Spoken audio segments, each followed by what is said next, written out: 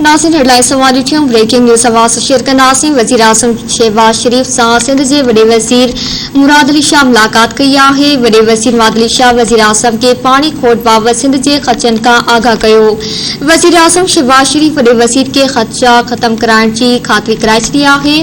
वज़ीर आज़म पारां पानी मामले ते ईसा इख्तियारनि खिलाफ़ कार्रवाई की भी खातरी कराई वई।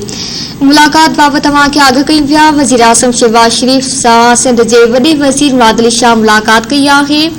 वडे वज़ीर मुराद अली शाह वज़ीर आज़म के पानी खोट बाबत सिंध के ख़र्चन का आगाह कयो।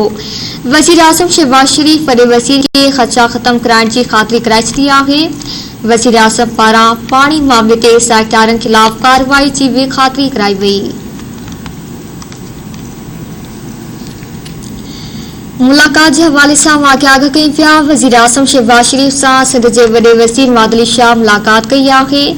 वडे वज़ीर मुराद अली शाह वज़ीर आज़म के पानी खोट बाबत सिंध के ख़र्चन का आगाह कयो है।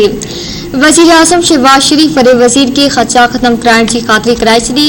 वज़ीर आज़म पारां पानी मामले ते ईसा इख्तियारनि खिलाफ़ कार्रवाई की भी खातरी कराई है।